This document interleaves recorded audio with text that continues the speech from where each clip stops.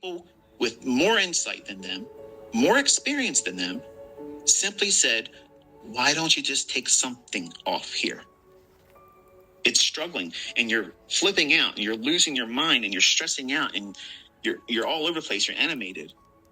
Can't sit still and you're live streaming.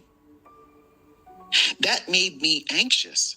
And I don't get anxious in the marketplace, but that made me anxious watching this person squirm over something that is such an easy remedy. You just take something off.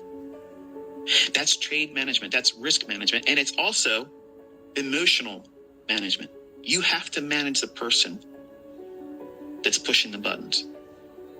And money, fear of losing, fear of judgment publicly. Listen, I'm going to call a move, probably a couple of them this year, and it's not going to work. You think I give a shit what you think if I do it wrong? I don't care. I'm going to do it more times right than I'll do it wrong, and it's okay. And I want you to understand that you're going to do it wrong, and because you don't know for certain. I'm going to tell you the folks that took shortcuts where they're going to see the fair value gap, the shift in market structure. They're going to try to go short. And I'm telling you in the chart, that's not it.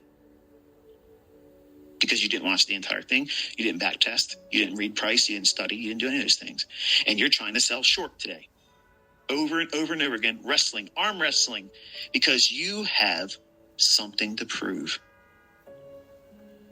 Well, you're proving that you're not as disciplined as you claim to be. You're not profitable. You're not consistent. You're not precise. And your method's shit. Yin and yang ain't doing shit for you. So if you're going to wrestle with these markets, you don't invite yourself to be wrestling emotionally and psychologically while you're in the trades. So if you feel that tug of war, that's affecting your focus.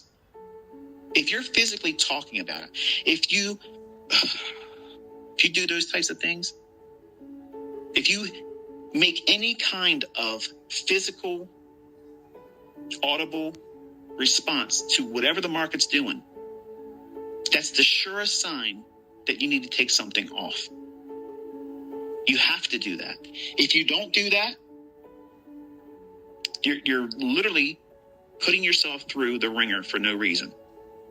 Because you don't know if your target's going to get hit. Just like mine wasn't hit today. I had two partials that come off and I had the largest portion of the trade in the book.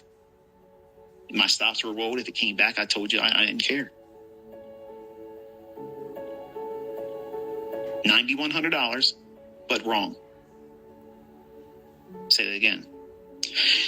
$9,100, and I was wrong. How many times can you afford to be wrong if you don't pay yourself? You're literally in the statistics that this industry talks about. Shitting yourself in the first 90 days.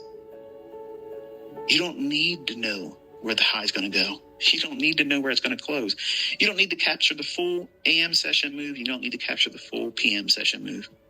You don't have to be right on your direction. You can be wrong, get in alignment and say, okay, I was wrong there, and you reverse it and do half the position size that I just took a loss on. And end up making more money than you probably would have done if it would have moved in your favor. This is what I'm talking about when many of you are getting into this industry and you don't really know what you're doing and you don't know what to expect. And you listen to these yahoos on the internet. They have no idea what they're doing. These people that can't prove that they can trade profitably, they're the one giving you advice. They're the ones telling you what you're seeing didn't happen. That's lunacy. Like, that is lunacy. Like, that is some Tom Cruise jumping on the couch shit right there. Okay? Like, these are the people you're going to listen to. Just look at this week, folks. I didn't get lucky this week. We're going to do a whole year of this. You need to think about who you're giving your time and attention to.